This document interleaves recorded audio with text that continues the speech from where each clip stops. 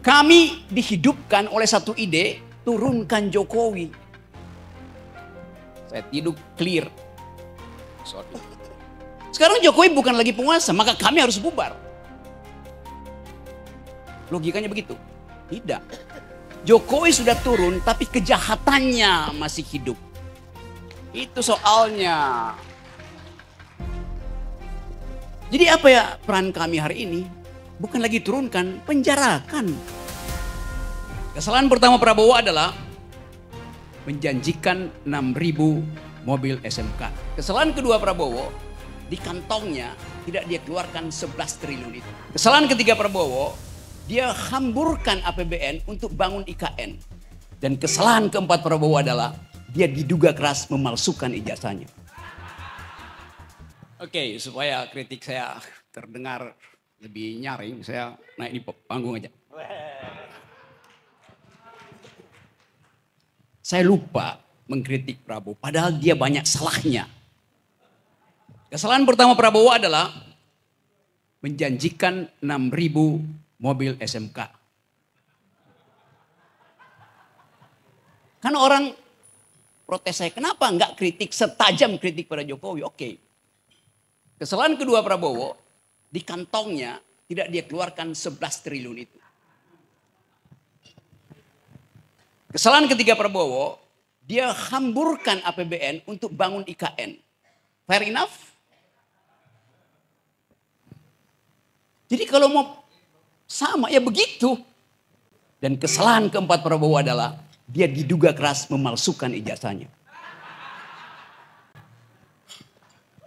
Itu jawabannya.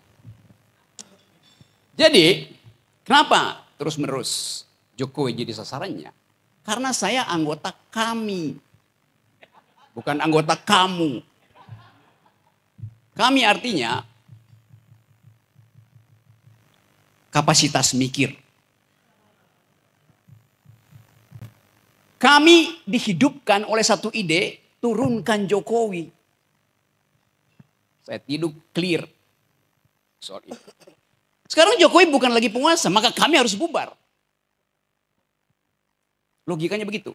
Tidak. Jokowi sudah turun, tapi kejahatannya masih hidup. Itu soalnya.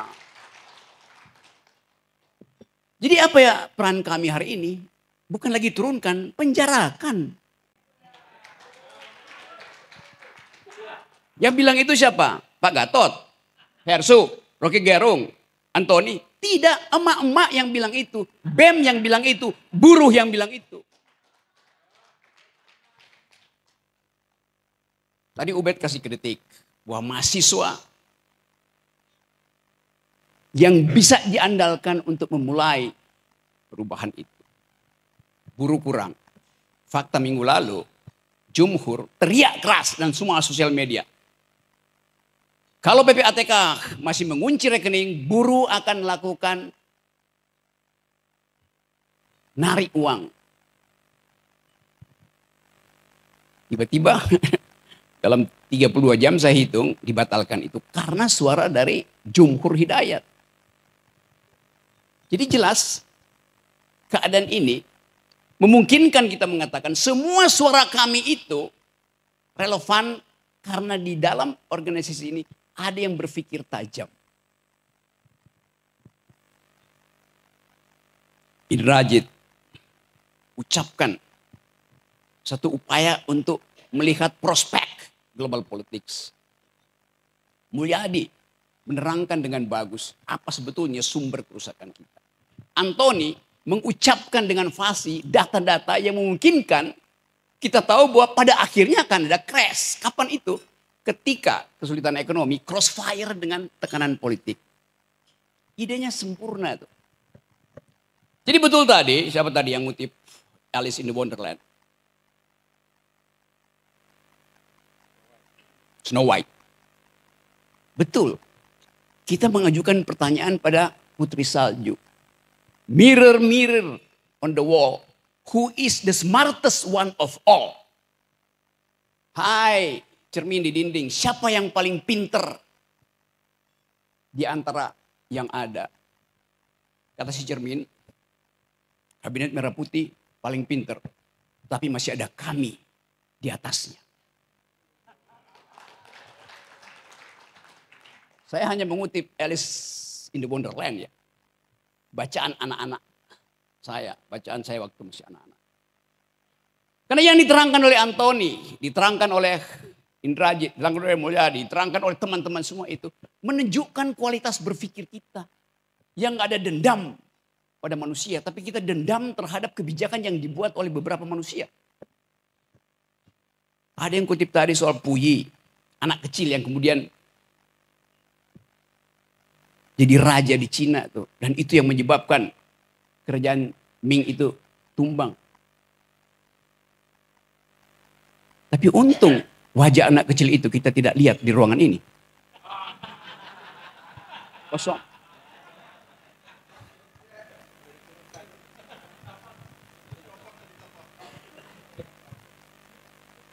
Tapi buat saya Presiden Jokowi tidak melanggar konstitusi ketika menyodorkan anak kecil itu. Dia tidak melanggar konstitusi. Yang dia langgar adalah Undang-Undang Perlindungan Anak. Jadi dia mesti dipenjara karena itu.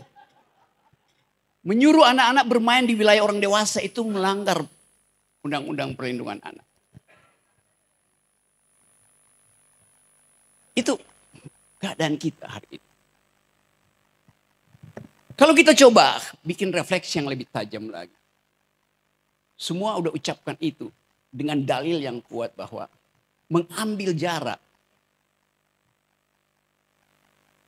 dari penjahat adalah keputusan moral. Harusnya jadi keputusan moral, bukan keputusan politik. Pak Prabowo terpilih secara elektoral. Dia punya kekuatan elektoral. Tapi hasil kekuatan elektoral itu adalah hasil transaksi politik. Bisa nggak dia ubah itu dari kekuatan elektoral menjadi kekuatan moral? Itu yang kita perlu beritahu pada presiden. Anda menang secara elektoral, tetapi ada masalah moral di situ. Maka bring moral back into politics. Kita mau itu supaya jarak itu terjadi. Nah, kami adalah kekuatan melalui perspektif moral itu. Kita nggak punya masa. Tapi keterangan-keterangan yang diucapkan oleh emak-emak, diucapkan oleh BEM, diucapkan oleh jurnalis, diucapkan oleh masyarakat sipil, diucapkan oleh mereka yang sedang mengibarkan bendera One Piece, semuanya adalah moral call pada Presiden Prabowo. Karena tadi masih ada harapan. Coba saya ulas secara lebih sedikit teoritis supaya saya terhindar dari delik ya. Refleksi 80 tahun Indonesia. Apa itu Indonesia? Refleksi 1 tahun Presiden Prabowo. Bulan Oktober nanti. Presiden Prabowo memegang kendali kebijakan. Karena itu dia adalah objek kritik. Kita adalah subjek. Warga negara itu subjek. Tapi Indonesia tidak mungkin kita jadikan objek kritik. Karena dia ada dalam kedudukan objektif yang tidak kita kuasai. Kebijakan adalah objek kritik kita karena kita kuasai. Bahasa Inggris kurang mampu untuk menerangkan bahasa Jerman. Yang membedakan antara Gegenstand dan objek. Ada yang belajar di Jerman enggak? Gegenstand artinya objek yang ada di pikiran kita karena itu kita kendalikan. Objek OBJEKT itu objek yang tidak ada di dalam kendali pikiran kita. Indonesia tidak ada dalam kendali pikiran kita.